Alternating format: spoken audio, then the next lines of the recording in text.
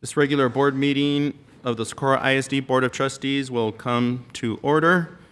We've established a quorum. The date is July 26th, and the time is 6:03. Leading us in our pledge tonight is Miss Emma Gutierrez. She's a fifth grader at Myrtle Cooper. Please, Miss Emma, lead us in the pledge.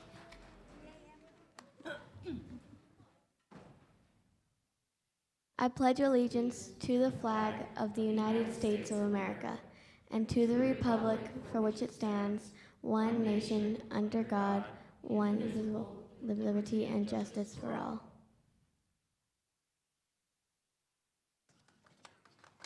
Thank you.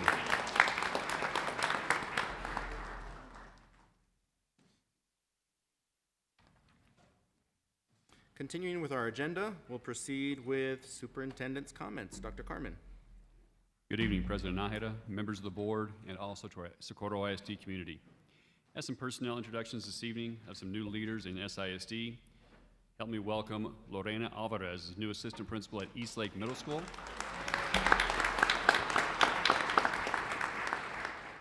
I'd also like to welcome Manuel Charles Cerros as a new assistant principal of Socorro Middle School.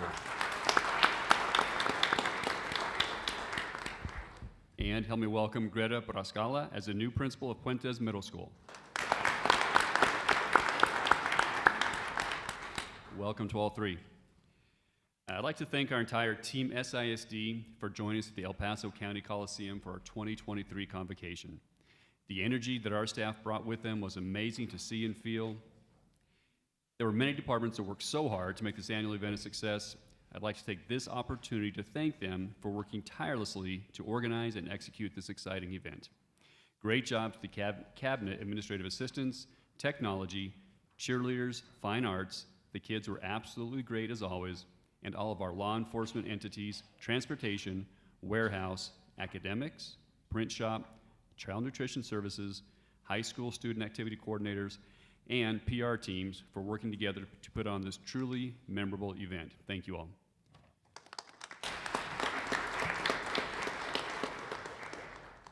This year, we're looking forward to many new things, including the opening of the new Eastlake Middle School and launching 4 more elementary academies at Ernesto Serna, O'Shea Kelleher, Sierra Vista, and Vista del Sol. I am very excited to give more students more opportunities to succeed in Team SISD. 3 upcoming events. We have the Eastlake Middle School ribbon cutting ceremony Thursday, July 27th at 3:30 p.m. We have a STEM National Certification Ceremony at Escontrias STEAM Academy on Friday, July 28th at 10:30 a.m. And final upcoming event, nobody should miss, first day of school, Monday, July 31st. Thank you.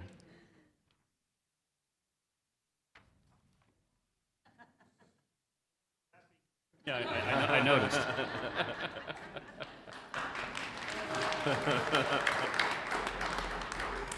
Thank you, Dr. Carmen. Continuing then with our agenda, we've got special presentations. Mr. Escobar. Good evening, President Nájera, members of the board, and Superintendent Dr. Carmen. My name is Daniel Escobar, Chief Communications Officer for the district, and it is my pleasure to introduce tonight's recognitions. If you'll please step down to receive our honorees.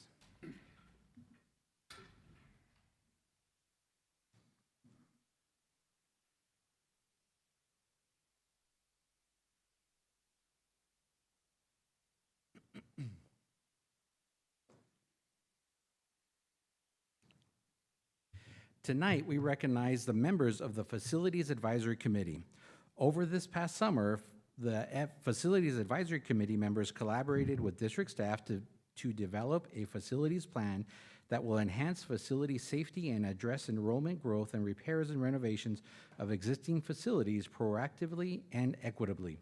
The committee consisted of board-appointed citizens along with SISD stakeholders representing community organizations, parents, educators, civic groups, business partners, employee associations, lawmakers, and government officials.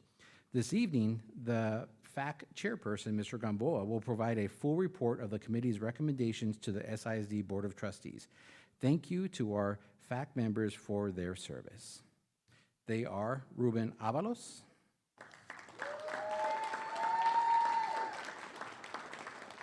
Virginia Bueno, Sammy Carejo, Dr. Juan Dominguez, Committee Chair Edmundo Gamboa, Steve Hambrick, Veronica Hernandez, Susan Hill, Dwayne Murphy, Adam Pacheco, Rosie Perez, Nancy Reyes, Angelica Soto, Committee Co-Chair Francisco Torres, and Mr. Bruno Vasquez.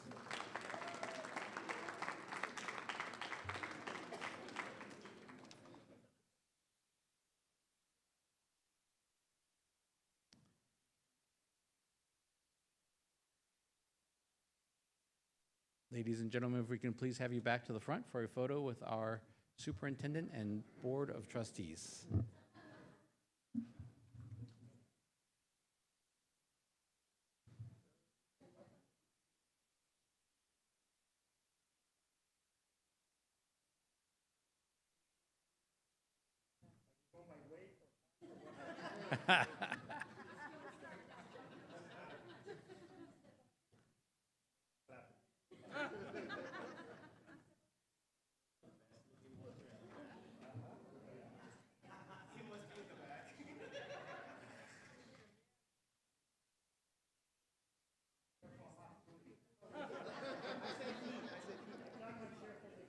Just make sure you see everybody.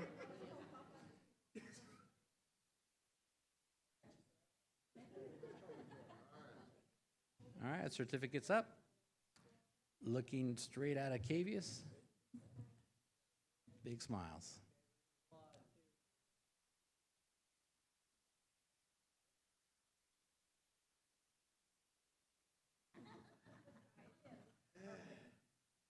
There we go. Thank you again for your service.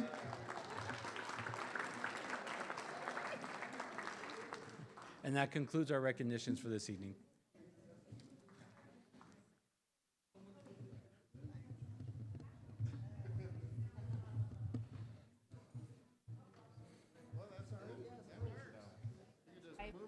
Just like that.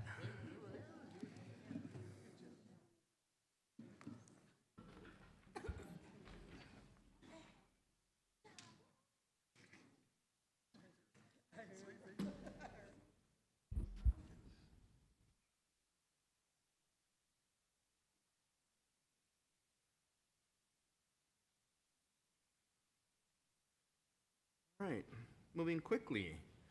We continue with open forum.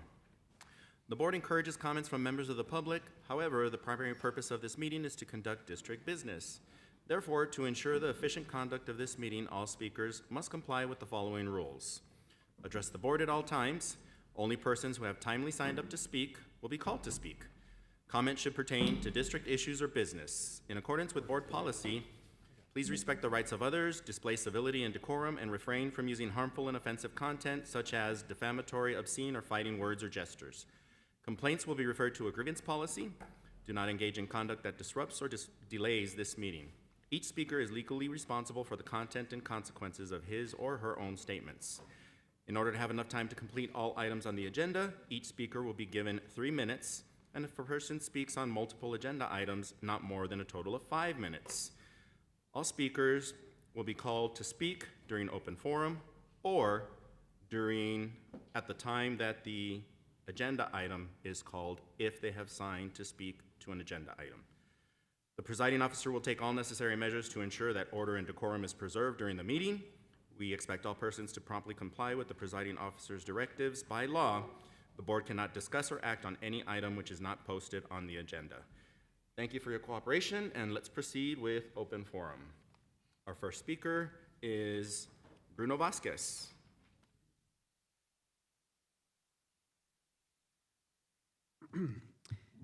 Good evening, Board President Nájera, Dr. Carmen, members of the board, and the Socorro ISD community. My name is Bruno Vasquez. I am a past president of the local chapter of the American Institute of Architects, and I serve as Executive Director of Facilities for Canutillo ISD. I am honored to be here tonight on behalf of my professional organization and joined by a group of colleagues to express our recognition of your district's efforts in seeking openness, transparency, and inclusion through the important task of planning your future infrastructure needs. I had the privilege of serving on the Facilities Advisory Committee and witnessed the extensive work of your administration, the thoroughness of the professionals who assisted them, and the love of the principals and teachers whom we heard speaking about their campuses. Funding capital projects is a difficult and often unpopular proposition. Usually, the decisions turn political. While debate and listening to everyone's voice is an important part of the process, when it comes to addressing infrastructure issues, the practical questions remain. Is something broken? Can you guys fix it? And do you have money to pay for it? Buildings require constant maintenance, upgrades, and replacement. Educational paradigms continue to evolve, and safety and security requirements must now respond to an ugly reality. Unfortunately, the funding provided by the state is not nearly enough to deal with these challenges. Ignoring or postponing action will increase costs in the future, create compounding issues for your infrastructure, and reduce your district's overall competitive level. The solution remains in your leadership and the will of your community. Investing in education benefits every student. There's no question about that. But it does so much more than that because it brings progress to the community. It fosters entrepreneurship and benefits the local economy. The district's history of voter approval in 8 bond programs since 1982 speaks volumes about this community's commitment to funding public education. AIA El Paso commends you for your foresight and strategic vision. We wish to express our sincere gratitude for inviting us and other local leaders to participate in this process. We remain committed to assisting the district in its needs. Local architects have worked on many successful projects for various ISDs in Region 19 and beyond. We can contribute a wealth of knowledge, expertise, and creativity through professional, efficient, and responsible designs because we are stakeholders in Socorro ISD's success and your students' future. Thank you very much. Thank you, sir.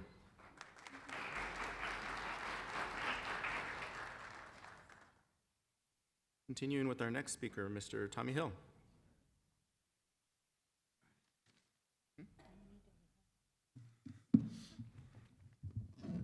Thank you guys very much. So I'm going to come up here and talk about what happened on our budget for this year as it pertains to the transportation. I want to thank all 7 board members here. You guys gave us the wage that makes us competitive with all districts. Thank you guys, all 7 of you. Thank you very much for that. We thought we were going to lose a lot of bus drivers over the year, a lot of people. It ended, and there was a lot of questioning. I'd like to let you guys know, through your guys' work, we only lost 2 bus drivers. We have never gone through a summer with only losing 2 bus drivers. Thank you for that. And I tell you, when they change our pay, I am very meticulous. HR knows this. They know this because, and I checked every one. And I only got 1 question mark. They got it right. Thank you to HR. We appreciate that. Because I make for sure everybody gets exactly what they do. I take that personal. because I represent a lot of members. And it was done right. And thank you guys so much for doing the right thing for your transportation program. Thank you very much.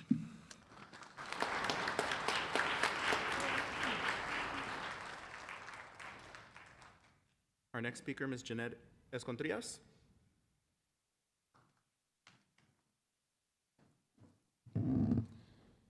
Good evening, President Mr. Nájera, board members, Superintendent Dr. Carmen. I am Jeanette Escontrias, the educational diagnostician representing my fellow diagnosticians. As you are all now aware, the special education clerk position in our district was abruptly dissolved. I say abruptly because already there have been negative ripple effects that are indicative of poor planning or lack of planning that did not occur when the position was dissolved. The diagnosticians of this district know that we are only as successful as the best laid plans, which is why we are consistently planning our work and working our plan. We plan months in advance. We plan for variables that we know and those that we do not know of, and we gracefully serve all of the needs. When the special education clerk position was abruptly resolved, in essence, the district cut us off, the diagnosticians, at the knees. And because there was no real plan, we are now scrambling to learn the special education clerical duties and trying to figure out when those need to get done. And to clarify, it is not just clicking a bunch of boxes in eSped. At the end of the day, the job duties that the special education clerks perform remain of utmost importance and are critical to every single one of the certified and licensed professionals that service our most vulnerable population of students. At the convocation, you reviewed the strategic plan, Priority 2, that would focus on recruiting high-quality talent, capacity building of all staff at all levels, and employee satisfaction. We are starting this school year in a tailspin due to poor lack of planning. No thought was given as to how to effectively roll this out to ensure that everyone had the tools they needed to perform the expected job duties. My colleagues, the diagnosticians and speech-language pathologists, will be absorbing the bulk of the critical clerical duties. All in the year, we are scheduled to have our state file audit. Several of the items that the clerks take care of are on the audit cards. We already perform job duties that keep us working long hours well into the night and on weekends. With this, we will have more work to do. Throughout the school day, we are on our campuses providing much-needed support to our students, their families, teachers, staff, related service providers, outside agency, amongst others. We value our profession, and the work we do is done with a mindset and heart that always keeps the most vulnerable population of students at the forefront and in our line of vision.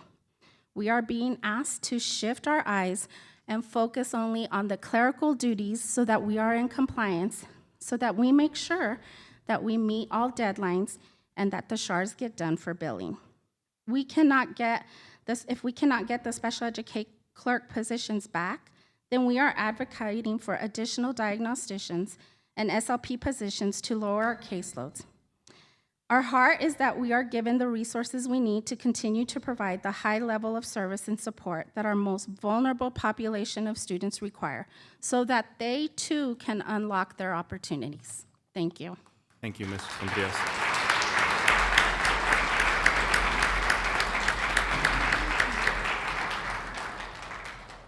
Dr. Carmen, can we look a little bit, can we get more information? I know we did receive some information, but can we get some more detailed information as how long this was already planned, but what the end result and the intention behind this and how we're gonna support them moving on forward, because it's only gonna affect the kids at the end of the day. So I would ask that if we can get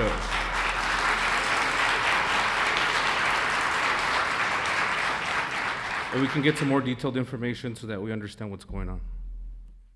Yes, Mr. Byler, we can provide additional information to the board on the process, yes. Thank you. Our next speaker, Ms. Angie Soto. Good evening, Board President Mr. Nájera, the board members, and Superintendent Dr. Carmen. We would first express our appreciation for the salary increase for all employees and a well-deserved increase of the district's 15-plus year employees in recognition of their loyalty and hard work. As we always say, SISD has always shown to value its employees by their compensation packages. However, recent changes and decisions have not been made in a timely manner and with all stakeholders' feedback. In the past, the district has secured buy-in from a consensus of the stakeholders by taking the time to gather feedback from those affected by the decisions the district is planning. When parents and students are being affected, community meetings have been held to explain any changes being considered. When employees are involved, meetings with those affected have been held, both to listen to the feedback and to explain the rationale for the changes. Of course, ultimately, the decision is made by the district, but everyone has felt heard and for the most part can agree with the direction the district is taking. The latest example of this is the change for diagnosticians and special education clerks.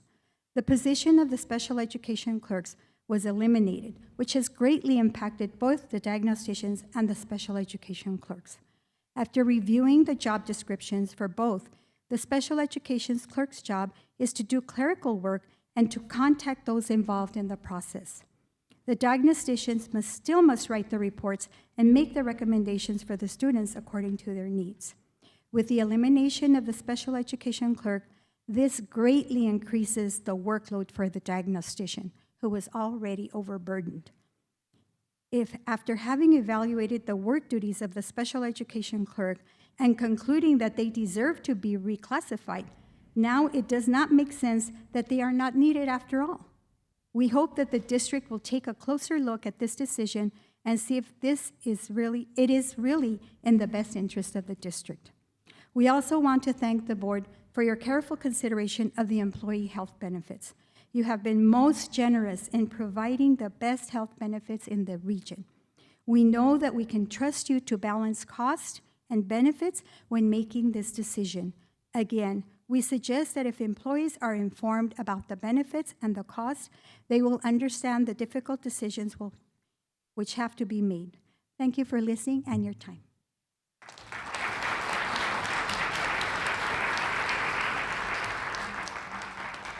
Our next speaker, Mr. Sam Carejo. Thank you very much. I did register as Samuel Carrejo, but that's okay. I'll overlook that. All right, guys. First of all, thank you for everybody who was a part of this committee. All of you guys took pictures today. Thank you so much. It was awesome. I appreciate being on that committee. Why? I was able to hear everything. To me, it was beautiful what this gentleman said. That's great. That's amazing. Something fell out of my pocket. Don't worry about it. Unfortunately, that's not how I saw it. One thing that I love about living in a democracy is we get to see both sides of it. We get to hear everything. And unfortunately, I don't see it the same way he did. Why? I'm not a contractor. I don't benefit financially from this project. I call it a dog and pony show. Why? On the news, it showed that we agreed that we should do this and we should do that. That wasn't the case. The majority of the people who agreed are going to financially benefit from them. They're the contractors. They're the guys who are going to benefit financially. They're vendors. Do you guys think it's fair? I don't think it's fair. But that's okay. I believe in business. I'm a capitalist. I believe you should be able to make money. But you know what? You got to do it honestly. You got to do it the right way. And unfortunately, in those meetings that we sat there, they said 58% of all AC units need to be repaired or replaced. We just did that in 2017. None of that was brought up here, right? Of course not. Why? What's going to happen? The board is going to recommend a bond over $700 million. I'm telling you right now, expect a fight. The taxpayers are sick and tired of our taxes going up. About a year and a half ago, we had a woman who was 60 years old who came here in tears saying, I don't even have kids in the schools, but yet I pay taxes. She said, can you do whatever you can to stop the taxes from rising? Mr. Nájera, you said, yes, we will. You guys lied to her. You guys are about to pitch over $700 million bond, which is going to make our taxes go up. But see, a lot of times people come and speak at these meetings like, they'll come once and they'll never come again. And then there's me. I am that guy who comes day in and day out, month after month and to month. I'm going to hold you accountable. Just because we don't like each other doesn't mean we can't work with each other. I'm not here to tell you you're wrong, and you will always be wrong. My job here is to hold you accountable and try to figure out a way to make things right. Just because you fail in the past does not mean you're going to fail in the future. But if we don't put you guys on notice, you're going to continue doing what you want. You're going to continue spending the money that you want, and you're going to continue putting vendors on committees to make it seem like everything is right. Okay? 2, Dr. Carmen, this last month, you realized how much I care about kids with special needs. You met Mikey, did you not? You met Miguelito. Yes, you did. And when I heard this, and I just heard this today, it really made me mad, okay? Employees are great, they're amazing, but no offense. It's really about the kids. At the end of the day, it's the kids who are not going to get the services they need. Right now, the special ed program is already suffering, and doing this is an injustice for employees and for the most vulnerable students in our district. I yield my time.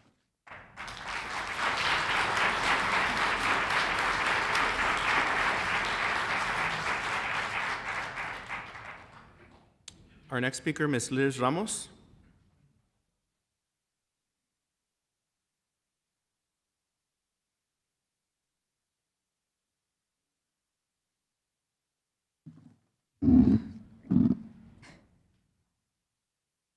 Good evening, President Nájera, members of the board, and Superintendent Dr. Carmen. My name is Liz Ramos, formerly a special education clerk, and I am here to speak on behalf of my former colleagues. I've been a sped clerk for 16 years. On July 17th, I reported to work, only to learn that my position had been dissolved. As you can imagine, I was very shocked, confused, and scared, and especially not knowing what was going to happen next. My fellow sped clerks were all contacted one by one to report to HR for the reassignments, that we were all told by HR to report to our new job position on that same day, and that our directors or principals or whoever we were to report to, they were all made aware of this. They knew we were going to be reporting. Well, come to find out, this wasn't true. Nobody knew that we were coming. They were just as surprised as we were, if not even more. So this was handled, to me, very unprofessional, with no thought or planning. This was very disrespectful to us. We are employees of this district and also humans, so we deserve a better plan. How was this decision for the better of our students? There are many of us who would rather go back to being a sped clerk, if possible. So thank you for your time.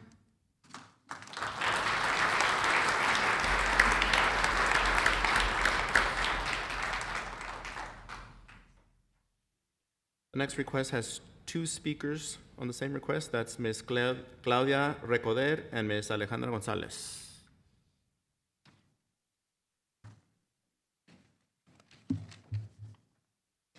Good evening, Board President Nájera, board members, and Superintendent Carmen.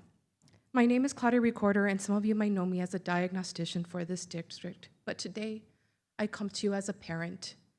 I have 2 beautiful children that are currently being served in the self-contained classrooms in our district. My daughter's class was one of those impacted and continues to be impacted by the ridiculous bilingual certification requirement being enforced by our district. My daughter has had 3 teachers in the past 2 years, and if her class is lucky enough, they'll have their 4th. You can only imagine the anxiety and frustration that I feel as a parent. It was shared at convocation that new opportunities have been unlocked. What opportunities have been unlocked for my child and her peers? What grandiose supports have been allotted to our at-most and at-risk population? The Socorro ISD Special Education Program has been known for its outstanding customer service and supports for the special needs community. But unfortunately, this reputation is dwindling, and we continue to struggle to hire highly qualified and experienced staff for our children that they deserve. I shared with you my personal experience about my child because I wanted to paint the picture of how great we can be. The community and campus that I serve was in a similar situation like my child's campus. We did not have a teacher for one of our units, and many of my parents were very overwhelmed with anxiety. The team at Jane Hambrick rallied together and ensured that our students did not miss a beat while that position was being filled. Our special education clerk was essential, a part of that team, and she helped be that direct contact for many of our parents who were filled with a lot of uncertainty. She helped relay any concerns to our parents in a fast and efficient way to the appropriate staff.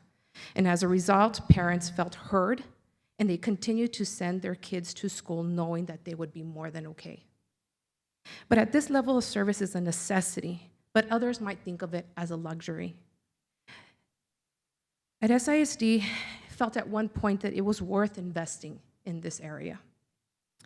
It was shared at convocation that the district made $1.5 million in SHARs and Medicaid. So can you only imagine the confusion we must feel that it was communicated that the special education clerk position was dissolved because of funding? That department that brings so much revenue cannot afford to retain a position that helps ensure compliance and also an elevated level of customer service? I don't buy it. And that statement was later walked back, saying that it was a FERPA violation, and this is why this position was dissolved. But those of us who work in this field know that the issue in question was only a small role that we could easily adopt and could have absorbed as assessors. You may be thinking right now, Ms. Recorder, what is your point? And what I'm trying to tell you is that you are failing our special needs scholars and their families. You are cutting off one of the crucial components that has helped make our department transcend the norm. This domino effect has been costly, and I can honestly say I'm really fearful about what might come. Recorder? Yes. I'm sorry, that's time. Thank you.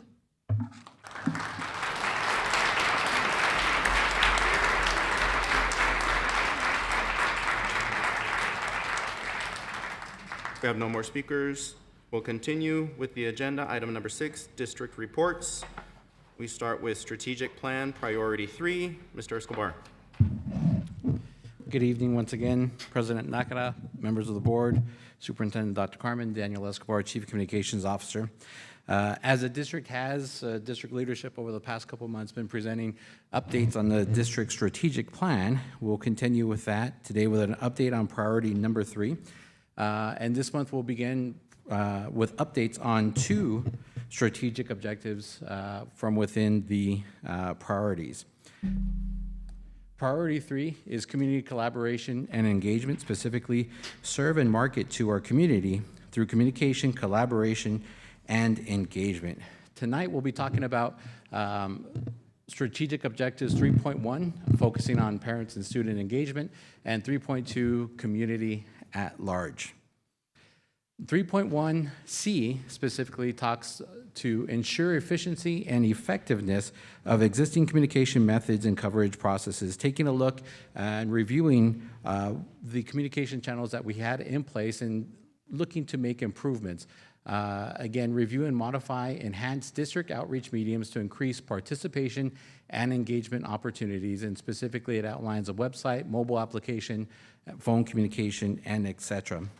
So today, the update we're providing is on the relaunch, the redesign of our website.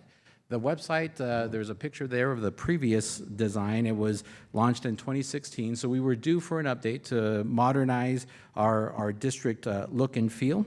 And the goals of the redesign were to refresh, as I mentioned, to modernize, to create a custom design unique to Socorro ISD, so that we're not looking at neighboring school districts and seeing essentially the same design in a different color. We take that to heart. We really like to stand out and showcase our brand unique to us. Improve viewing and navigation for desktop and mobile devices. Again, our old website on mobile devices, not everything transferred great. It would cut off text, it would cut off photos. So our new design and our new service provider provided a better route for us in showing on mobile devices. Communicate timely, relevant information, and take more opportunities to shine the spotlight on our students and staff and showcase student opportunities, endless opportunities for all. And then again, build a flexible platform to adapt to district needs. Again, our previous platform that we had was a little bit rigid. Sometimes, specifically when we were in COVID, we needed to make quick updates to the website. We needed to add new sections. It wasn't as quick as we had hoped it would be. So this new platform, the goal is that it will be we will be able to make quicker updates, even to the main structure of the website. And we work together, or primarily our district technology department, specifically Liz Rios and Liz Colin, worked on the launch of this design, which was rolled out on July 10th of 2023. And again, another main goal with the website, over time, everyone just continues to add to it. So Liz Colin specifically did a lot of time researching and looking at our pages. There was a lot of redundancy. She brought it down from over 7,000 pages to under 2,000 pages, but still maintained all the content. And again, that just improves navigation and engagement, right? If parents aren't just having to click through redundant pages, they're more likely to come here and come to our website for information. This is a quick overview of what the page looks like as whole, but of course we don't see it that way. If we can go to the live website here, this is the page here. Let's see, how do we get rid of this on top? There it is. So this is our new web page here. You'll see, as you saw in the PowerPoint that we have now, we're introducing a new color palette, if you will, just to modernize and advance our district branding. We still maintain the cyan blue, the gray, the charcoal gray, but now this gradient here, we're calling it our sunburst. And again, all the information that was available on the previous website is available here. The information on the Board of Trustees, policies, superintendent is under About Us. And again, just through research and feedback specifically that Liz Colin had received over the years, these web pages were condensed to make it just a little bit easier to navigate, and that we don't have too much information just in your face at all times. All the schools are easily accessible through the drop-down menu here. Let's see. Let me go back out of that. And again, we still have this major marquee area, if you will. Today, all of our board meetings, again, are streamed on YouTube. This is the most accessible way for the community to find the link, so it's there. But after the board meeting, it'll go back to promoting endless opportunities and current information. Easily navigable information. These, again, are links that were most frequently visited, so we put them right up front. Menus, bus routes, military information, the marketplace, and enrollment. Again, a place to showcase our news. We have information about the convocation that Dr. Carmen spoke about. Our live feed, this engages with our social media, our Twitter feed, or we can put out other instant updates in that platform. Again, just a great place to showcase the videos and photos that our team puts together to promote and highlight, showcase our students and staff. Our district calendar, here at the district page, this has district level events, of course. We have the first day of school coming up, the Labor Day holidays, that information. This is a parallax image, and again, just another avenue to showcase our students and our staff.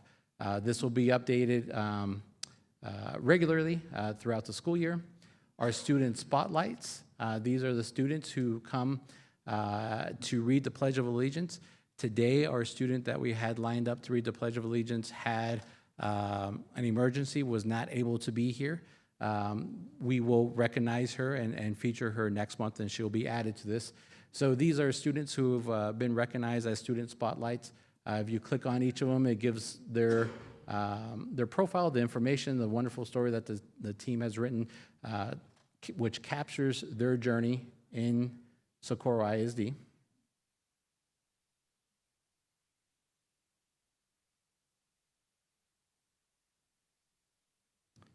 And then just another great avenue and platform for us to highlight and showcase endless opportunities for school districts are free college classes, free pre-K, the dual language programs, the academies, athletics, and fine arts.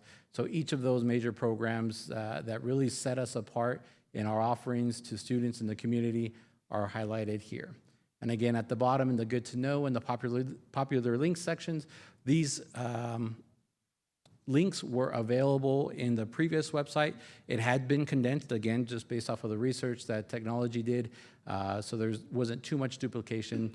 And in fact, when we were gathering research and feedback, one of the main things from the Parent and Student Advisory Council is they liked having this here available. Even though some of these links were on top, it's just another place for them to find the information quickly. So if we go back to the presentation. The next steps, we'll continue to refine the new website. As with any transition, it's an ongoing work in progress. There may be some links that we're still working to update. So if we ask the community if they find the link or can't find the piece of information that they had found before, just to reach out either to the public relations or technology departments. That way we can make sure that link is readily available for them. The team is also working on updating the district mobile application and updating the phone and text communication system. The other clicker. Any questions on the website? Perfect. Yes, ma'am. Daniel, just a quick question. How are the students, I think it's a great idea that we spotlight students. How are they selected? So we try to be as diverse as possible, spread through different feeder patterns, different age groups. There are students that, some of them we hear from their administrators, others we meet them, our team, when they're out there covering an event, they get to know these students, and that's how we select them. Thank you. Yeah. Yes, ma'am. So Mr. Escobar? yes. Just regarding the website, I know that I've navigated through it, and there's many things that really make it a lot easier. One thing that I will point out you already did is navigation on smart devices.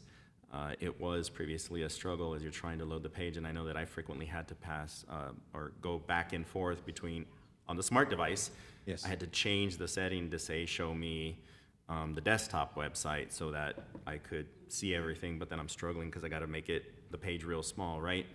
One of the things that I really like now is that you can go to the schools and you can see all the schools all at once, you know, which again, one of the purposes was to make navigation easier, and that certainly does make it a lot easier. You don't have to go to, you know, all right, as a parent, especially if I'm new, right? Right. I may not know that my campus is A pre-K. you know, K, yeah, all Yeah. the way to 8th grade. So with all of them listed there, it makes it very easy. The one thing I will note though is me just being the person I am, I had a shortcut, you know, to the web page, to a specific page, and as a matter of fact, it was schools. And so, you know, just wanted to share with everybody, if you have a shortcut and it is not to the home page, just SISD.net, of course the URLs have changed. And so you're gonna encounter an error, but it's simply the fact that navigation has changed, the URL has changed, and maybe some of those duplicate pages don't exist because the information is there. It's easier to get to now, but the URL has changed. So if you're getting an error like I was, just check the URL because my mistake.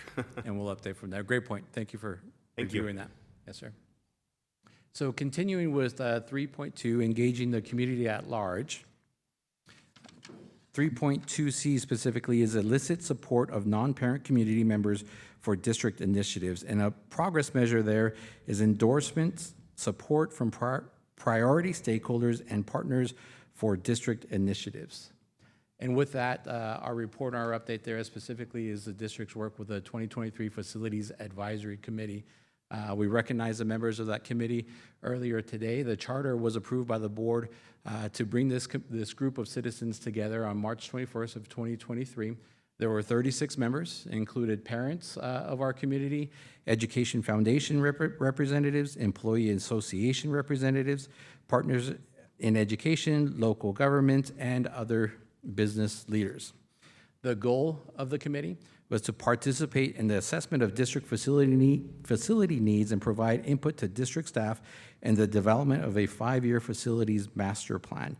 The group met from May through June 2023. They held 5 meetings to review information, and the culmination of that work is next on the agenda. It will be an update from the committee chairperson, Mr. Edmundo Gamboa, that will be presented here to the Board of Trustees. Questions? All right, thank you, Mr. Escobar. Thank you.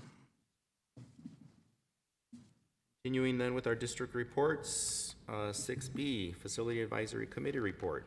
Mr. Escobar, and I believe Mr. Gamboa. Yes, sir, I was too quick there again.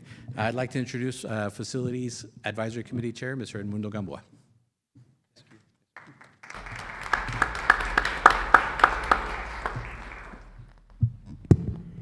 Board President Nájera, Dr. Carmen, and esteemed colleagues of this board.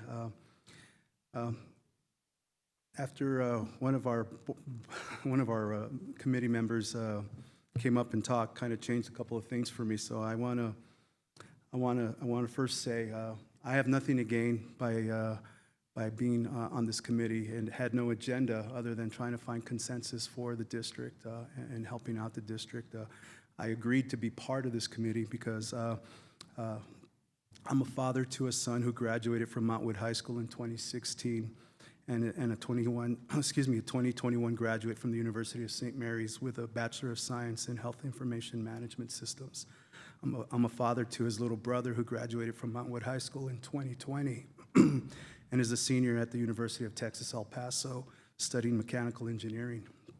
And a father to their little sister, who is not only a senior at Montwood High School this coming year, not only a senior, but is the school's first female student athletic trainer. She wanted me to get that right. The first female student athletic trainer who will varsity let her for all 4 years that she's been at Montwood High School. She looks to pursue her advanced studies in business finance, international business finance. Needless to say, I'm a proud father, first and foremost, because my kids got their start in this school district and their futures have been very bright since they left this school district. So with that said, it is my pleasure to present the 2023 Facility Advisory Committee report for your consideration as you plan for future district facility, safety, and equity needs. It was an honor to work with a group of board-appointed citizens along with SISD stakeholders representing community organizations, parents, educators, civic groups, business partners, employee associations, lawmakers, and government officials. I'm proud to say that the members of this advisory committee did not shy away expressing their opinions, nor were they stopped from expressing their opinions, being collaborative and transparent as we focused on what is best for the students first and foremost, the teachers and staff, and the constituents of SISD, while going through the 8-week period that made up this process.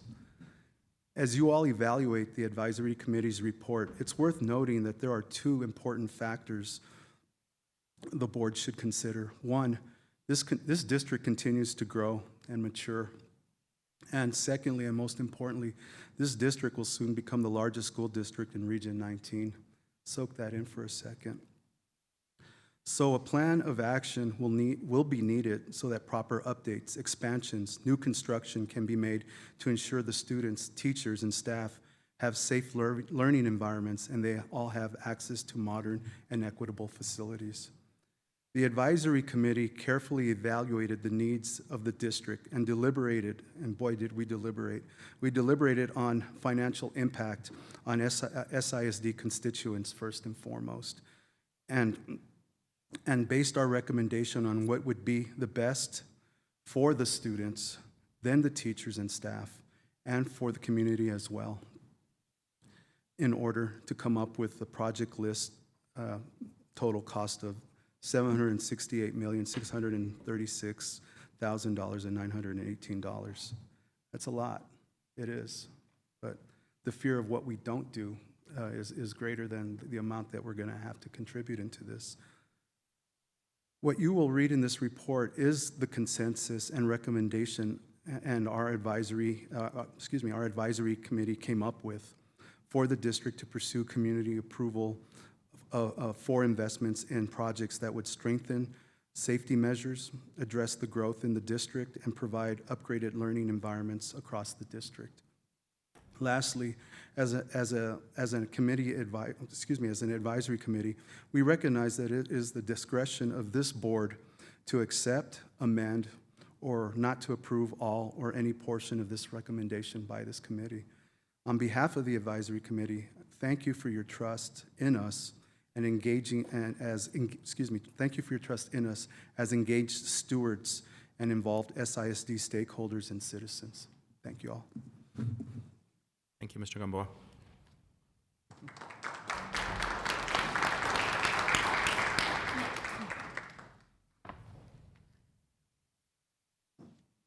Our next item, C, Clean School Bus Program Rebate. Mr. Herman.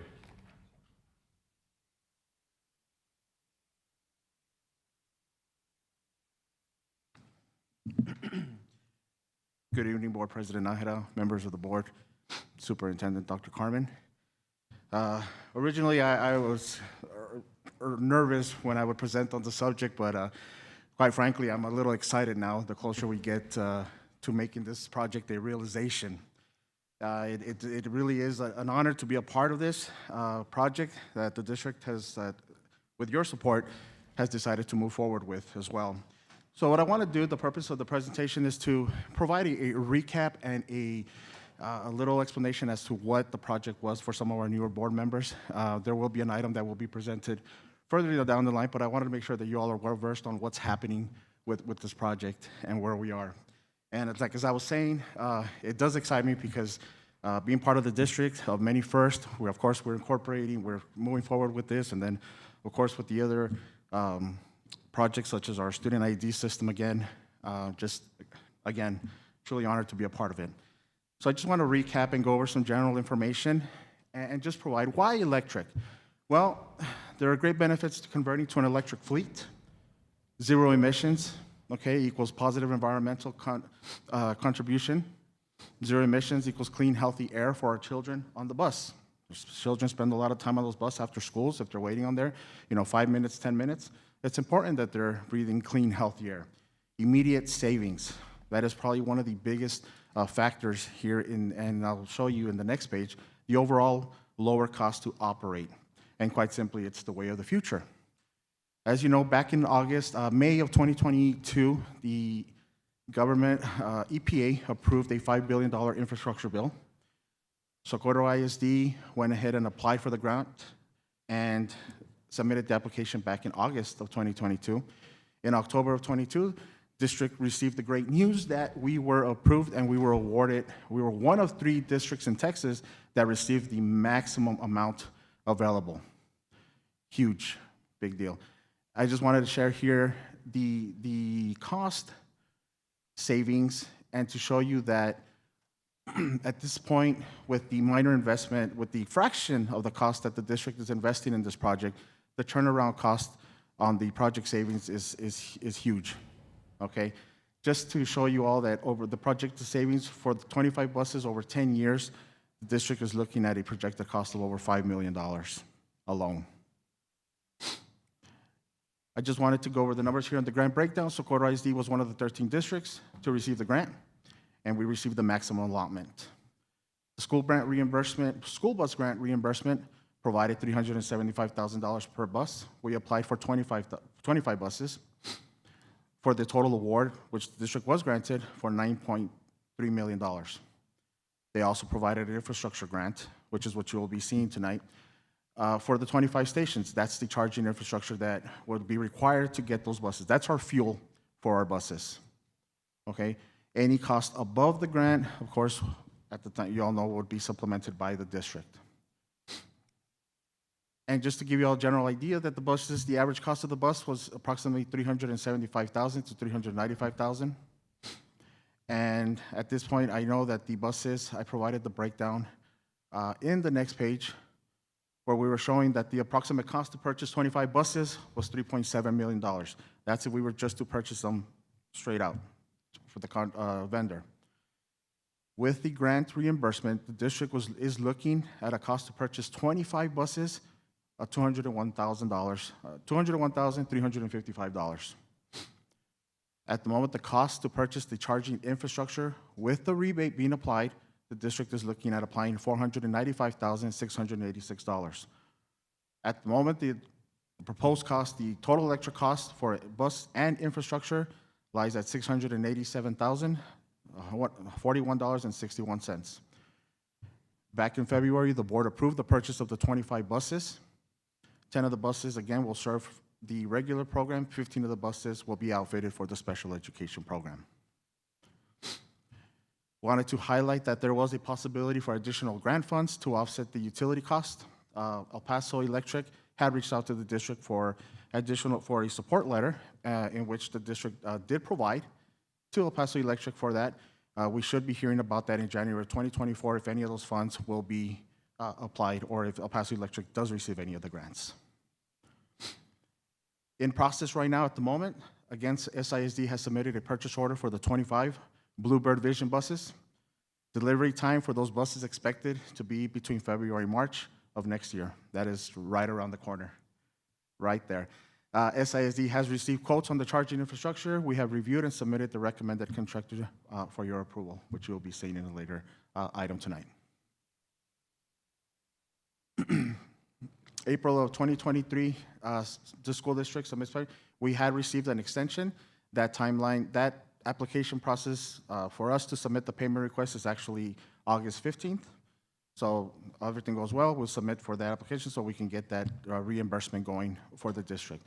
Total project and the project period deadline for all selectees to have for buses, infrastructure, buses operational, running, working is October of 2024. I know it seems far, but that is really just right around the corner. Any questions at this time? Yes. Yes, sir. Thank you for the detailed report. Just a couple of questions. Yes. For the grant funds, do they actually support teaching our mechanics to now become electricians? How is that going to look as far as the maintenance of our new vehicles? Absolutely, yes. The vendors that we selected, part of their plan and part of their sales was that they were promising us, we do have it in the scope of work, provide the buses, and also for training that will be provided to our mechanics. We will have on-site training here, and we will also have training that will be provided online for our mechanics to become get up to date with the newest technologies. It is new technology. There's going to be, and not only that, but my understanding is also the EPA has also put out some other grants which we're seeking, where we can get more detailed training so our mechanics can become certified in those technical areas. Perfect. And that way also just pre-planning, you know how it's important that we're always looking in the future, any tools that are necessary or infrastructure so that they're able to do that safely. Yes. One other question for the rebate. Those buses will be encumbered in 23-24, and then the rebate will occur once we receive everything, build everything. Right now, when we submit for the payment request, actually the payment is there. It's not going to come. The district does not have to pay the money up front. As soon as we submit for the reimbursement, the funds will be allocated for the vendor. Okay, so it will not be encumbered by SISD and then reimbursed at a later time? No. Okay, thank you. Those are my questions. Thank you. No further questions. All right. Thank you, Mr. Thank Harmon. you.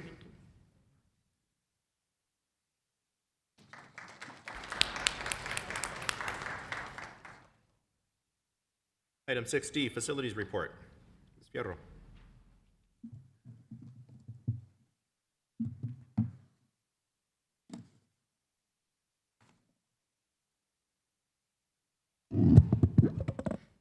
Sorry.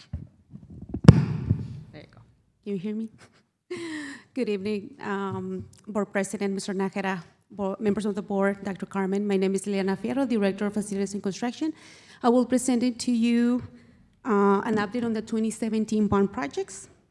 I will start with the summary of the projects. As you know, items 6 through 17 are already completed. Items 1 to 5 are ongoing. SAC number 2, Socorro High School, the construction is ongoing. For El Dorado High School, we're working on the closeout documents, and as I mentioned on the last board meeting, we're planning to bring the final payment and final change order for board approval in August board meeting. For the new combo, we're working right now in punch list and closeout documents. And I will give you an update on that project as well. Maintenance and facilities building, we're on the design phase.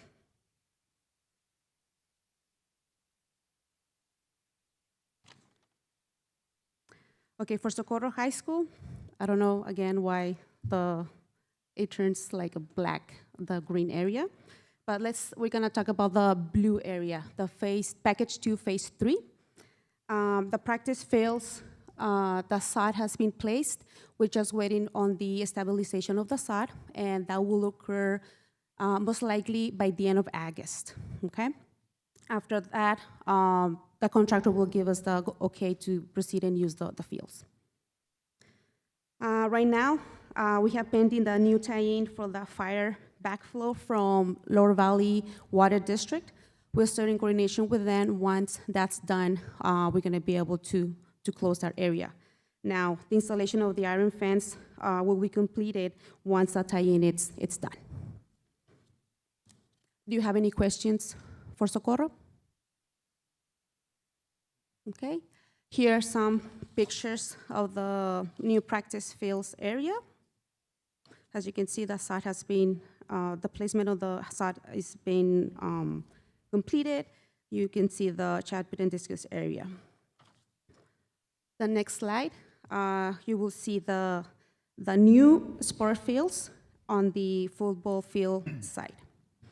And the second picture, I just wanted to show you some of the sport fields that were done, part of the package 1, and that's the tennis courts, baseball, and softball fields.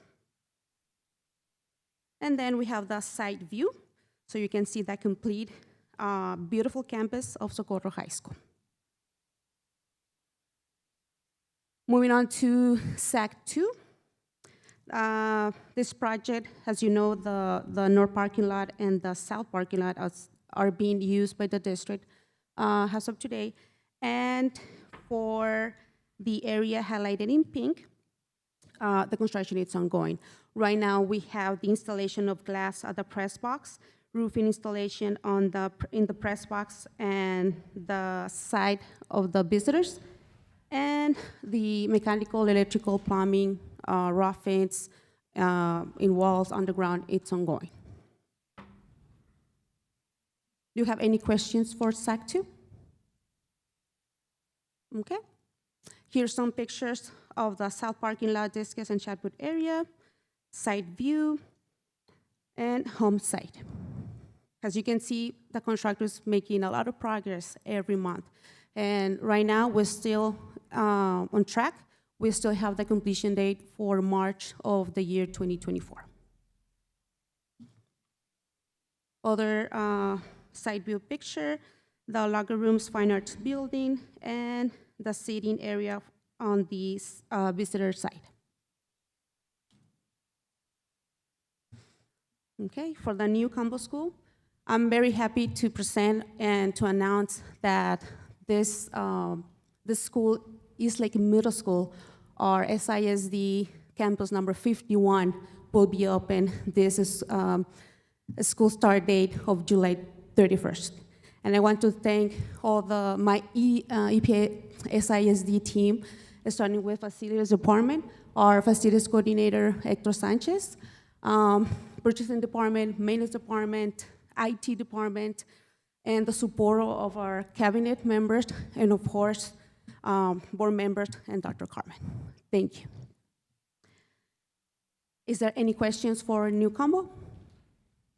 No? And also just to add to the alternate one on Ben Arbuthnot's site, those classrooms will be ready as well to occupy it in July 31st. Yep. That's amazing. Thank you, Ms. Fierro. Great job to everybody. Yes. It's a team effort, teamwork. Thank you, sir. Okay, so here are some pictures of the main entrance, library, band room, teacher's lounge, classroom, another lab classroom, a conference room, and an office with the furniture installed. Now with the non-bond projects, we have the transportation electrical bus upgrade. As Mr. Harmon mentioned to you, this is an item for the construction phase that's presented to you for approval this evening. The district portables, we are working on the relocation on some of the campuses, and maintenance department and our several subcontractors are working to complete this task. The Aquatic Center HVAC upgrades, we on the closeout documents on 98%. And again, we're gonna present the final payment and final change order to you the next ACOS board meeting. For auxiliary gyms package 1 and package 2 and 3, the construction is ongoing, and as you see, the substantial completion for package 1 and 3, it's March 2024, and for package 2 will be substantial completion of February 2024. And for Manwood High School parking lot, the construction is ongoing. In the next board meeting, I will present you progress photos for these projects. Okay, do you have any questions on these projects? Projected deadline for, or date for Malwood High School parking lot? That one should be completed July, by August, 100%. Yes, sir. Any other questions? Yep. Thank you. Thank you, Ms. Fierro. Item E, report on student information system implementation. Ms. Ramos. Good evening, President Nájera, members of the board, Dr. Carmen. I'm here this evening just to provide a very brief update on the progress that we've been making on the student information system implementation.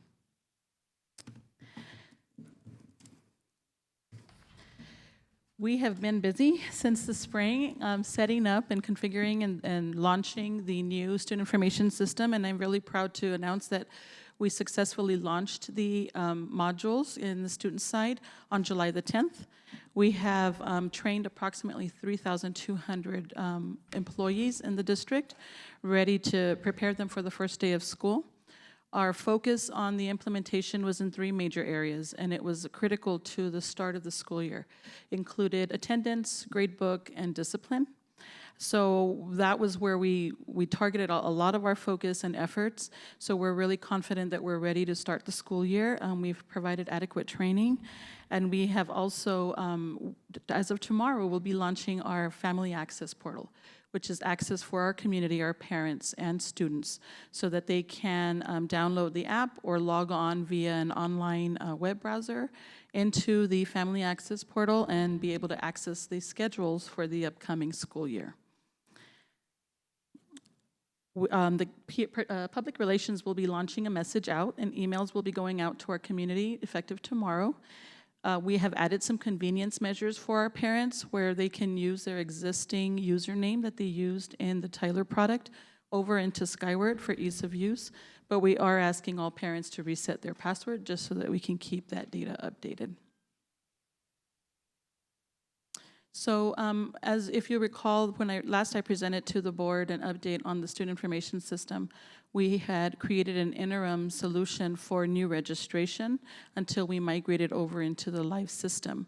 And so I'm proud to announce that as of July 14th, when we launched the new student registration module in Skyward, we have already enrolled 1,206 students, new students, into the district. And so that gives us just an indication of the number of students that are enrolling as new, but it also helps to highlight the streamlined effect or how simple it is to use the new product. Our community has had a ease of use and been able to enroll their students with success, or their children with success, excuse me. Although we plan for everything to go well and we've provided adequate training and we have all the measures in place, we also have some contingency plans in place as well. As you know, with technology, sometimes things go well and sometimes they don't. And so we have been working very closely with campus administrators, preparing them for manual attendance procedures on the first day of school. In addition to that, we're working really closely with our service provider. Since this is the first time that we will have as many users connecting at any given time on the first day of school, we'll be monitoring the capacity and the performance very closely and adjusting as needed. Skyward has also committed to having a consultant on site, so they will be on site with us next week. Should we have any major issues occur, they'll be here to support us and walk us through that process. Some of the measures that we've taken as a department is we meet daily. We meet with all of the campus clerical staff who are responsible for the registration, attendance, and greeting components. And then we also meet with campus administrators, giving them time to ask questions, and we provide little tidbits of training for them just to help raise that comfort level across the district. Migrating to a new system isn't always easy, and so we are working really hard to make sure that everybody is finding that comfort level with the application. Looking ahead, so we, as I mentioned earlier, we focused on these three main boulders, and it was just to get the school year started. It was really important for us not to overwhelm or overload everything into a quick timeline, a short timeline for the first day of school. So looking ahead, we're looking at incorporating or migrating 15 years worth of historical data that sits in our existing platform and other legacy systems into Skyward. So right now, we still have users having to use both sides of the system. We also are transcripting academic history for our students is another main project that we'll be focusing on next month. And then, of course, the PEAMS data submissions is also really critical, which is coming up in the coming months as well. I'm really happy to mention, we had one of the highest reports or percentages of families that registered ahead of time, which really made this transition possible. We had approximately 97% of our student population of returning students register prior to June 30th. That was critical to the success of the migration, and so we just wanted to share that information with you and let you know that everybody was working really hard to make sure that we had a successful migration. At this point, I'd be happy to entertain any questions that you all may have. The historical data, how long is it going to take you all to transfer that into the new system? It is going to take some time. We're going to be really strategic. We have not even begun the conversations. Part of the scope of work in the RFP process was to include all those years of data, but we're going to have to tackle it really strategically to ensure that it doesn't tax on the system, and that we also focus on those areas that are going to be most needed. The reference areas that our campuses access the most would probably be where we begin. I couldn't share an exact timeline with you at this time, Mr. Barrera, but we are looking at the data as a whole, and we'll be really strategic to make sure that it's convenient for the campuses so that they don't have to keep toggling back and forth between two systems. Worst case scenario, how long do you think it'll take in best case scenario? Well, I could probably say that we want to be really careful. I wouldn't rush into transferring all of that data. I'm a little uncomfortable sharing a timeline with you just because I don't want to share something that I don't have all the information on. I really do feel like we're talking about 15 years of data, and we don't quite know how that data will map into the new system. So there's going to take some time and planning to work toward it. The comfort level that we do have is that it's included in our scope of work, so we'll be working closely with our service provider to help us walk us through. Okay. Questions? Thank you, Ms. Ramos. Thank you. Okay, item number 7, consent agenda.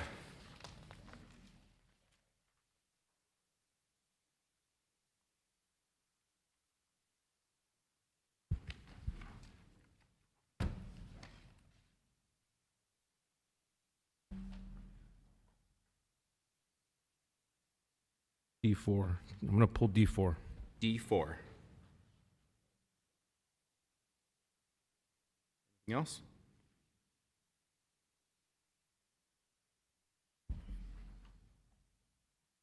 A motion? Hang on.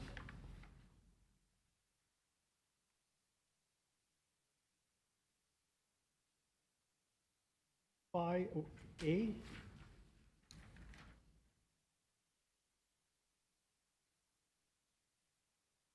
F1.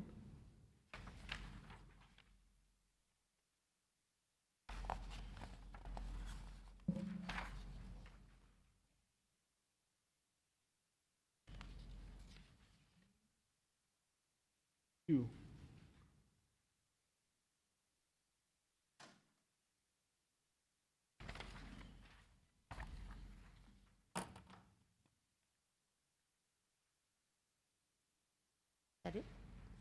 Any additional items? Motion to approve consent agenda with the exception of items D4, D5A, F1, and G2. Second. Motion made by Ms. Cindy Nájera, second by Mr. Paul Guerra. Any further discussion? All those in favor? Aye. All those against? Item passes.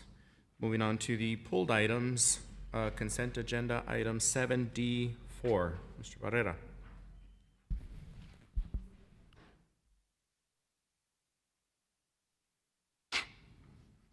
Good evening, Board President, Board members, Dr. Carmen. My name is Gabby Garcia, Purchasing Director, and I'm here to answer any purchasing questions that you may have today.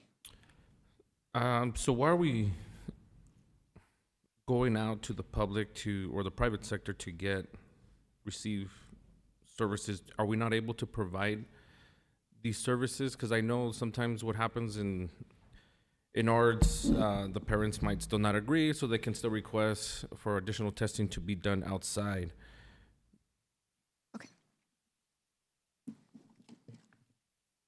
Good evening, Board President Michael Nájera, Dr. Carmen, members of the board. This RFP is for contracted services exactly so that we can provide services to our students and to help with evaluations when we don't have the staff or we need to meet our timelines. Dr. Jensen, are we short-staffed? There are some areas that are hard to hire. Right now, our speech and language pathology is an area where we are having to use our contracted services. So the information that I was given is that we lost about 4 or 5 psychologists, I believe, that we had in the district that would do the majority of the testing. Is that true? We did lose some of our school psychologists, sir, yes. So is this going to help with that? That will. I guess I'm going to put this on the board. What is it that the board is doing wrong, or what are we doing wrong so that we don't have so many of our special education employees leaving, and what do we need to do to retain them? I think the solution is not necessarily within the board, it's the market. Every district in the state, in the country, is experiencing shortage in these in that staffing area. We went to TCASE, which is the Texas Council of Administrators of Special Education, and everybody in the state is facing the same problems when it comes to school psychologists, speech pathologists. What services are we going out for here on this? This allows us for any evaluation staff that conducts any assessment. We can hire out for contracted services for speech psychologists, our diagnosticians if we need to, our speech. It's a variety of employees that can cover through the contracted services. We will continue to actively attempt to fill these positions. Yes, ma'am. Are we reaching out far enough to recruit these individuals? Yes, we are. We work as hard as we can. We work with HR and we work with different associations. As a matter of fact, we started with UTEP, doing a speech and language pathology job fair that we attend in the spring.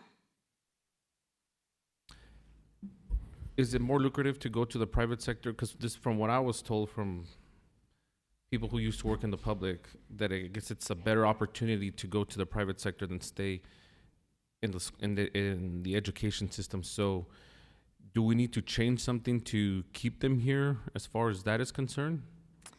We do know that our competitors are often outside sectors, but honestly, our employees do it because they love what they do. And it takes a special individual to work with our special needs students. And so we have very dedicated people in our department. When we go and recruit, we really encourage the people that we're talking to, the fact that we do have a good salary where, we pay our employees well, And we also advocate for the fact that in education, they're not just clients, they're our kids. And we see them grow and we see them develop. And I agree with you that our SPED employees are phenomenal.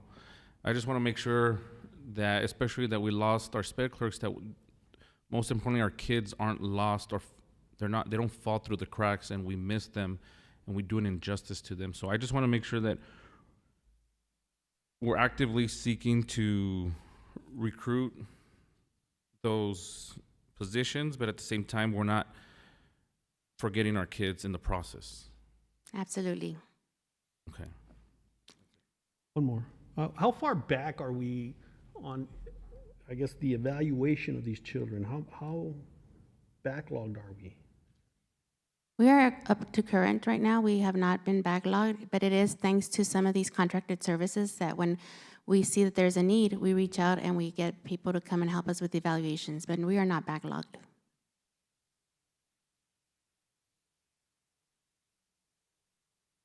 So if a parent needs to go through the evals and they need to go see one of these specialists or several of them, are they coming to the district or to that campus to do the testing? Yes, they come in, they work here on campus. Okay. Or the campuses, they do. Okay, thank you. Other questions? Question. I know we just saw some advocates for the SPED clerk position. And I know that you mentioned diagnosticians, SLPs, English language pathologists. So what will the impact be? We do have additional staff that is being hired right now that we will help to lower their caseloads. And those recommendations are being made. Additional staff as far as diags and SLPs? Yes, ma'am. How far back are we understaffed when it comes to diags, SPED teachers? How many positions are available? I don't know the exact number of the special ed teachers. On our diags, we are currently hiring for 6 new positions and 2 that we're replacing. You're looking for 8 on Yes. the diags? But those recommendations have been made. And the SPED teachers, you don't know how many?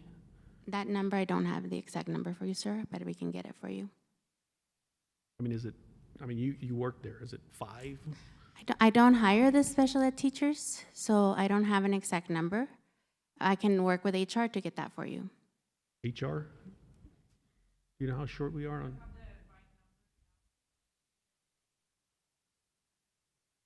How long have we been down on SPED teachers too? Since COVID, every district has been down teachers. And again, this is the statewide, nationwide. There's a shortage of teachers.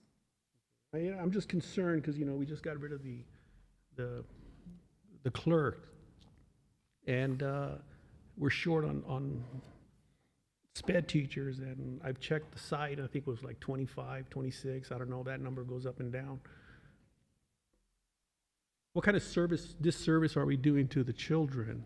Are we making up that lost time with a certified teacher? Is this part of this program? I'm not sure I understand your question. If you don't have a SPED teacher that's certified to instruct students that require that. Mr. Castellano? Yes. The agenda item is for special education professional specialists. That's what I'm asking for. Is this part of that? Special education teachers is not part of the agenda item. Well, is this part of the fill in the gap stuff? That's what I'm asking. Well, the Yes or professional no? service isn't going to allow us to retain teachers as part of the contract. Well, you can hire a teacher. Not I don't through know this what- contract, is that That's correct? what I'm asking. Right, we That's cannot what I'm hire- asking. Yes, is it? No, Okay, is sir, it? we cannot hire teachers to the contract. Okay. That's what I'm trying to tell you, so it's not part of the agenda. If you'd like to speak to SPED teachers, we can add it to the agenda, but this No, agenda I item does not don't allow need a us to do lecture. that. I'm just asking her a simple question. Yes, is it? No, is it? No, it's not. Okay, thank you. It's easier than listening to that. Thank you. Any further questions? Motion to approve. Second. A motion made by Ms. Macias, second by Mr. Barrera. All those in favor? Aye. All those against? The item passes. Next item, consent agenda 5A, catering service. Mr. Castellano. Yes, who's up here to, okay. I asked for the report, and I received that report on the spending of the money from the catering service. But after we ran out of funds, we spent over $107,000 in catering. Am I correct? We didn't spend a single transaction where the purchase was over $100,000, but we did. Well, that's my point. You're breaking apart a contract to go over $100,000. You're keeping it under that threshold. We used the Yeah, so co-ops. We used the interlocals that we have available to us in order to support catering services district-wide. Yeah, but the overall intention was to avoid the $100,000 mark by breaking it down to how many categories here? I don't know how many you have here. That's my concern.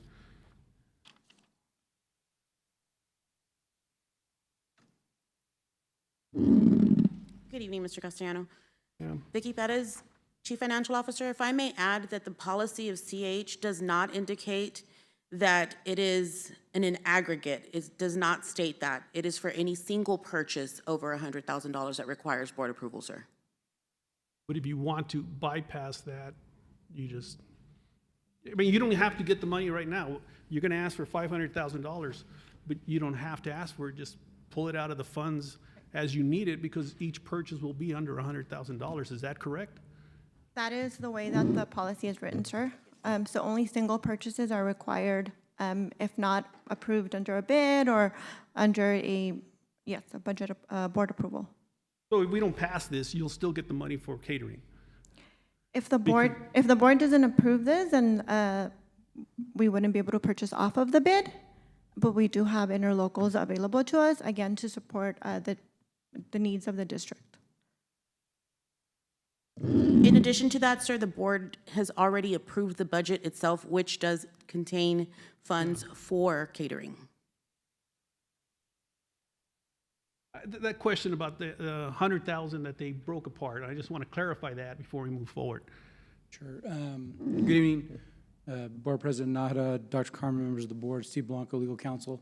I understand the question. Your concern is that somehow the administration would be using unapproved by the board purchase processes that would exceed $100,000. As Ms. Pettis said, that policy applies to a single purchase or a series of purchases from a single vendor. These are broken out across the group. The bid that's being presented to the district is to have an approved set of companies you're going to go to for catering services and buy from them. That's the reason for the approval. You're correct that if it wasn't approved, there could be some small items that during a meeting, the board could go through a cooperative and a local agreement and still make a purchase. But you're then limiting the district in its ability to have deals in place with pre-approved vendors for the catering services that they provide. That's the reason why it's being presented to the board as a whole. It's what happened from March 21st to 23 to June 27th, $107,006.78 were spent in catering outside of the process, you know. No, I don't, well, I'm not familiar with, I know the number that you're quoting, Yes. but if it is from different vendors Yes. through different already pre-approved purchasing methods, an interlocal or cooperative contract, they're perfectly appropriate, and they don't need to come to the board for the approval. But when you're doing a group and you want to have pre-approved vendors, I think you have some other things on the agenda for professional services, district-wide. You might have engineers, architects, different things that you want to procure. The administration is going to come to the board and say, okay, this is the group we want to use, and we know that the value of those contracts is going to exceed $100,000, so we want your approval. That's what they're doing. I guess theoretically, you could say we don't want to have a pre-approved group of vendors and force the administration to constantly use interlocal agreements or cooperative contracts.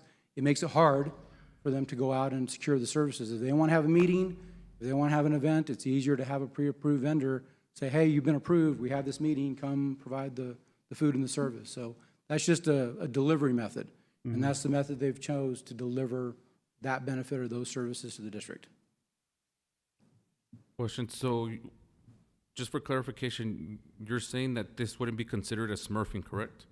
A smurfing? Smurfing. I'm not familiar with the smurfing. Are you talking about serial purchase? No, so you don't understand smurfing? No, I've never heard the term smurfing. I don't think most of us do. I sure don't. What is a smurfing? You're the attorney, that's why I guess I figured. It's not a legal word I'm familiar with. Smurfing is when you intentionally stagger, like he's saying, you intentionally stagger items here and here, and then all of a sudden the aggregate is 100 or over 100. Okay. But there's pieces here, so that's why I'm asking. I've not heard that term used for it before, but I understand the concept, and it would be a violation if, for example, you use that system to procure from a single vendor and knowing in advance you are going to exceed the $100,000 threshold for purchasing set up in the policy. It's not a concern if you're making single small purchases from already pre-approved vendors through an interlocal agreement or a cooperative contract. You can do that. What you shouldn't do, and I think what the administration is correctly doing here, is saying, okay, we know we're going to need catering services.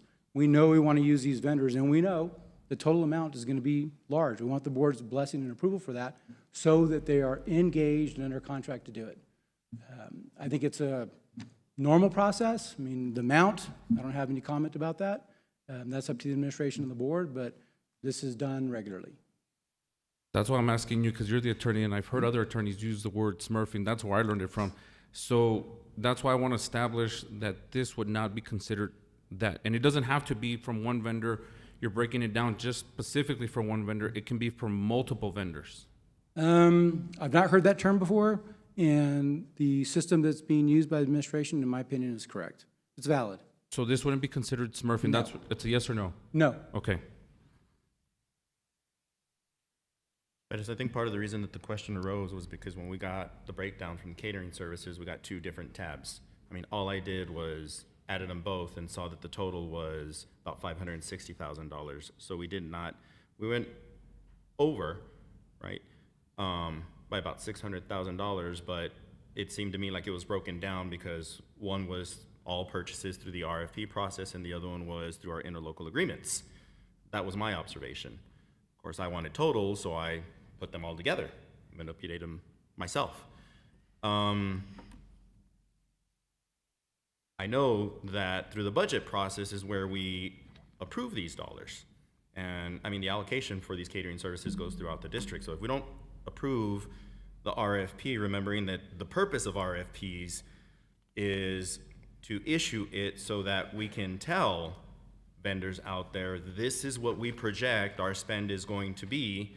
Can you give us a discount? Can you give us preferred rates? Because this is what we're going to spend, and these are the things that we need. And then vendors then respond to us and say, all right, well, typically I would charge, $10 for this item, but because you're a large district, your orders are going to be big, I'll give you a 20% discount and I'll charge you $8 so our dollars go further. We can choose not to approve this RFP, but the budget's there. So if we don't approve this RFP, what we're doing is we're cutting our nose to spite our face because catering services are needed, and every department who has a catering budget is going to spend the money anyways, right?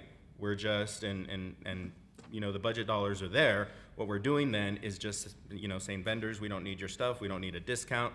We're just going to go out there and pay full price, and that is not what I'm questioning, this thing. It's just that when we asked... Mr. Castellano, I wasn't done. I know, but I'm still trying to get clarification here. So if we choose not to approve this RFP, right, and even go forward, the dollar amount, as I said, when I totaled, it was just over 560. So I know in anticipation, so that you don't have to keep bringing it back to us, you were trying to project what the amount was, but we didn't go over what the amount was. Either way, it didn't matter because those dollar amounts are based on the budgets that we've already approved and that are allocated to each of the different areas. Again, the purpose of the RFP is to try and make sure that we have the services that we need, that we communicate those services, and that we're able to obtain favorable pricing. Spedis, is anything that I said, Mr. Blanco, anything that I said in that incorrect? No, I believe that's correct. I'm just counting the vendors. I think you've got 23 approved vendors. There's a lot more restaurants in El Paso than 23. So, yeah, you can go back with a budgeted amount and say, okay, whenever you guys have an event, good luck. You know, go try to engage Whataburger or Applebee's, Texas Taco Cabana. Who else is on here? Peter Piper Pizza, and ask them to come down and cater it, but without some kind of pre-commitment, you know, they might say, hey, we're busy. They might not want to come out and do it. That's, I think, the reason that entities structure these deals this way. Correct, if I may. Yep. So to answer your question, sir, yes, if we do not approve this RFP, which is an approved method through CH Local, we still have co-ops and other interlocal, yes, thank you, which are also an approved method through CH Local. So the intent of having an RFP is exactly as you said, get lower prices for our students, for our staff, and quite honestly, be transparent about what we are doing. We are procuring that to benefit us, and we are getting better prices even than what the co-ops are doing. So we have a pool of vendors that we would like to do business with. We anticipate it's going to be X amount of dollars, and that's what we are requesting for approval.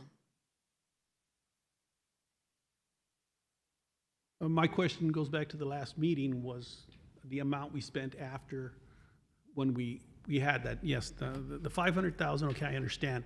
But when we went over 107,000, it's the fiscal responsibility of maintaining the original budget that should have been spread out for the whole school year, and we didn't meet that, and that's my concern. And then we smurfed it No, sir. to go around it. Okay. So the 500,000 that was for catering services was for the RFP, that bid, that specific one.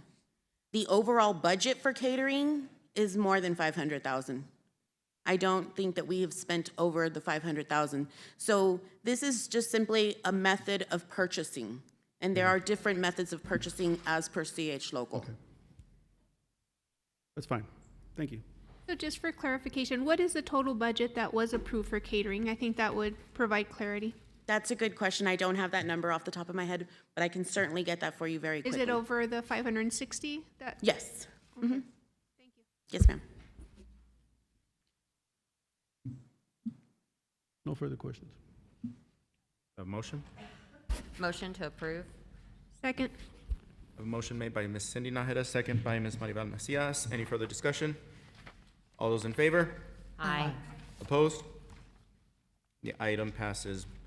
Moving on to the next consent agenda item that was pulled, we have consent agenda item F1.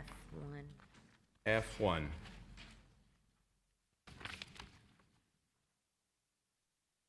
Castellano? Yes. And this goes back again to the last meeting when we talked about the E3 contract and how it was acquired back in March. That information was not provided in the Friday packets. It was only. That information was provided in the Friday packet, sir. No, it was the one for. It was both. For this one here that you provided in here. We provided both. I didn't see the. We can go back and check, but we did provide both. And so the agenda for today is for the approval of the schools listed, and like I explained, I also explained that in the board information that was provided in the board packet. We invited 6 vendors to do a walkthrough of the campuses. We received 4 quotes, and we're awarding the low bid per campus. So for example, on this one, for the first campus, Herschel Antoine, E3 was the low bid and so forth.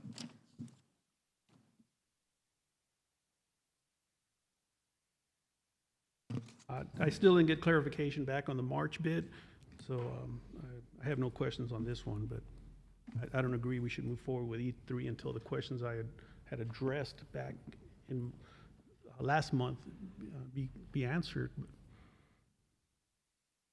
Ms. Garcia, this was a a bid where the response or the selection was from 3 different vendors, right? We've already approved under the consent agenda items or the vendors for items 2 and 3. Right. The only one that's outstanding is number 1. But Yes. in each instance, we selected the lowest bidder, right? So Yes, that if is we- correct. And that's how we arrived at each of these vendors, because although it was a different group of schools for each one, we selected the lowest vendor for each school. So going with anybody else other than the recommendation here would mean that we would be paying more than what we could, than what we have to pay for the retrofitting of these schools, correct? Yes, that is correct, sir. If we decided to take this vendor out of the equation, we would pay around $100,000 more, I believe. Any further questions? My question was just the vendor itself and not the bid, going back to what we discussed last month, and why I would oppose this contractor, but I have no further questions.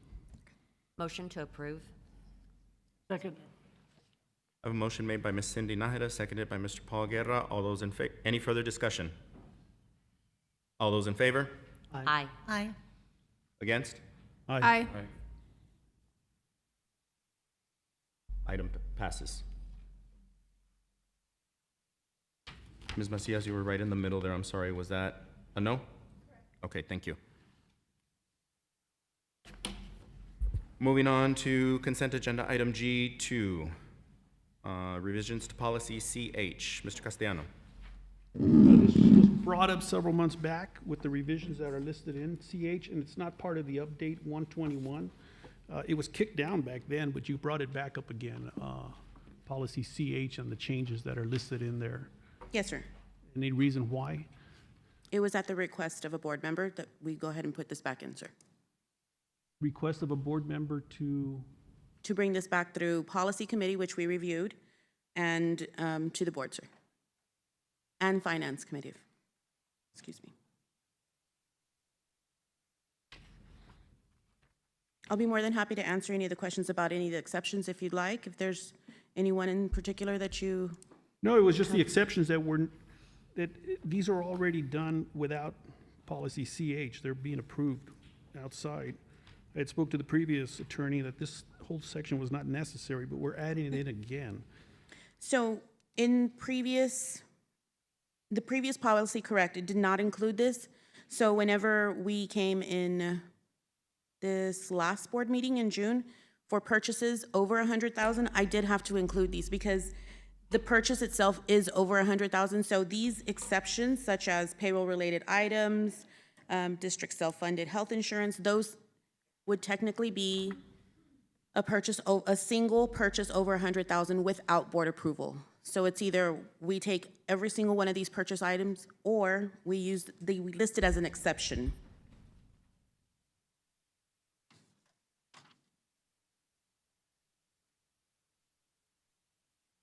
Ms. Pettis, so if we're self-funded, I mean, we are self-funded, insurance, right? And if we had the misfortune of one of our insured employees presenting to the hospital and their bill totaled greater than $100,000, that would have to come to the board before it could be paid, because it exceeds the dollar amount that needs to come to the board, right? So It is- part of what you're asking for is, in those instances, since we know that's a liability by being self-funded, that we are going to incur, regardless of the dollar amount, that you all are granted the authority to go ahead and move forward with those purchases, correct? Correct. A lot of these exceptions are also items that are previously board approved, however, the threshold amount is not, which is why one of the items that we brought this month was legal services. That was already approved, but we had not set a threshold amount. This exception will allow for us to execute administratively that you agree to procure, to do the service, and we will do on our end what we need to make sure that those are paid for appropriately, sir. It will decrease redundancy, quite honestly. I'm sorry? It will decrease redundancy. No further questions. Just a question, will it decrease redundancy or decrease transparency? No, the transparency will still be there. We still have, during our finance committee meetings, we still have payment of bills which are on there.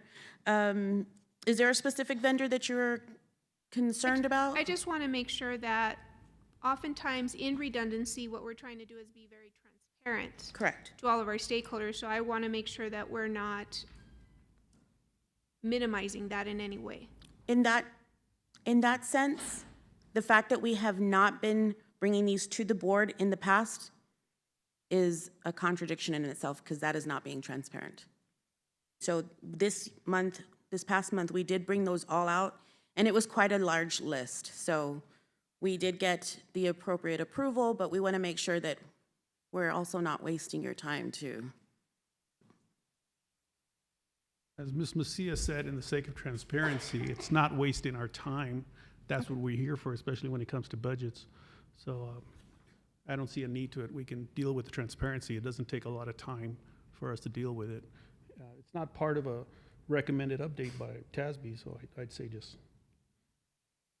table I it. have noticed that this was not, I did not just make this up. I did get this from other school districts. I did review what other larger school districts are doing, and these were included in some of the other larger districts. But it's on a monthly basis as part of the finance committee. We get a listing of every payment that is made by the district during that month, correct? Correct, by vendor and by fund. That list is also posted on our website, is it not? Yes, it is. Motion to approve. Second? A motion to approve made by Ms. Cindy Nájera, second by Ms. Alicia Gardea. Any further discussion? All those in favor? Aye. Aye. Opposed? Aye. The item passes. Next item. Oh, moving on to new business. Oh, yes. New business A, consider approval of El Paso Company easement and line extension agreement for the transportation electric buses. Ms. Fierro. Good evening, Board President, Mr. Nájera, members of the board, Dr. Carmen. This item is related to the construction project of the charging stations for the electric buses, but this is only for the agreement with El Paso Electric for the line extension in the easement for $47,578.97. Questions? Motion to approve. I second. We have a motion made by Ms. Nájera, second by Ms. Macias. Discussion? Ms. Fierro, just for clarification, so this is to provide the easement, which is basically the pathway for El Paso Electric to be able to run the lines that we will need in order to install the charging stations, right? So we're providing them access. Yes, sir. And we'll pay the fees associated with that extension of the line, right? Yes, sir. Okay. All those in favor? Aye. Aye. Opposed? All right, the item passes. Thank you, Ms. Fierro. Thank you. 8B, consider approval of miscellaneous professional services district-wide. Ms. Perez. Hello again. So we have a list of miscellaneous professional services district-wide RFQ number E2368 for your approval. We have a total of 26 vendors, if I'm not mistaken. Any questions? Motion to approve. The E3 solutions comes up again in this, for the same reason. I would We have a say motion no. on the floor. Do I have a second?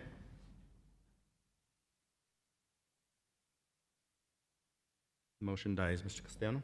No. I would make a motion that we pass the list with the exception of E3 integral solutions. We have a motion made by Mr. Castellano to approve the RFQ with the exception of E3, a second by Mr. Barrera. Any further discussion? Mr. Blanco, is that? Okay. All those in favor? Aye. Opposed? Aye. Aye. Okay, I'm sorry, I didn't get that, so I'm going to need raise of hands, please. All those in favor, please raise your hands. That's 1, 2, 3. All those opposed? And that's me. So the motion fails.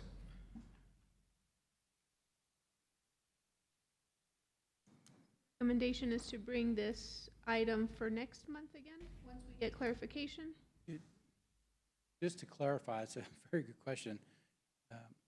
The initial recommendation from the administration included the list. Now, I understand the motion that was made that failed, to approve the list with one vendor removed. That failed. Was there a prior motion? I was making a note. There was a prior motion. With no second? No second. Correct. Okay. With then no second. At this point, this item is done. Okay. The only way that it comes back is for one of the group that voted on the prevailing motion to ask that the agenda item be back in the same fashion or some different fashion at a future meeting. But for tonight, you can't take any further action on it. Okay. With that, then, we go to executive session. The meeting is to be closed for discussion with legal counsel to receive information regarding the district audit report that concludes the 2020-2023 audit cycle as mandated by Texas Education Code 37.108. To consider administrative recommendations for assistant director position for human resources, an assistant principal position at Eastlake Middle School under Texas Government Codes Section 551.071, 551.072, and 551.074. The time is 7:54, and the date is July 26th.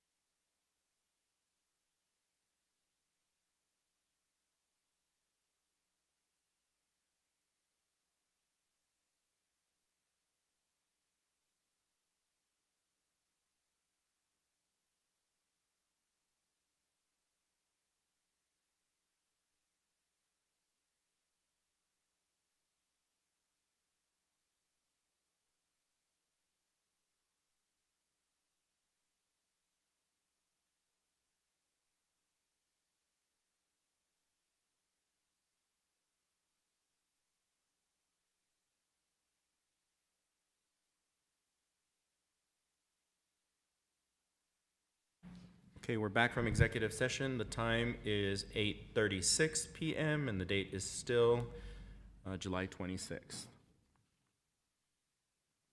Before continuing new business, prior to going to executive session, we did have item 7H. Wait, no, I'm sorry. 8B, consider approval of miscellaneous professional services district-wide. We did have a motion by Ms. Cindy Nájera that was not seconded, so the motion died. We had a subsequent motion made by Mr. Castellano for the approval of all vendors excluding E3. That motion did not pass. With Robert's Rules of Orders,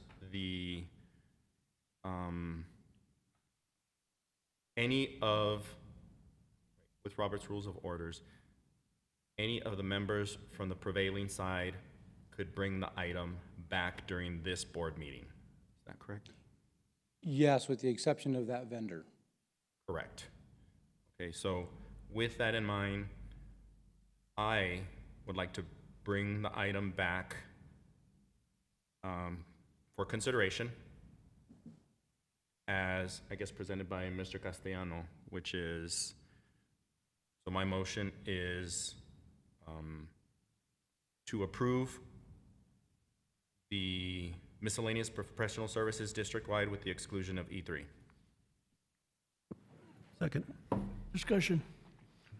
We just approved E3 for a contract, and now we want to go back and not approve them for miscellaneous professional services? They just wouldn't be able to be drawn from in the future without specific board action, subsequent board action. So E3 could be brought back in a subsequent board member, at a subsequent board meeting. However, if we do not approve all other vendors, then we put the district in a bind because we need these professional services. And at this point, nothing would be approved. It just, is unfortunate that,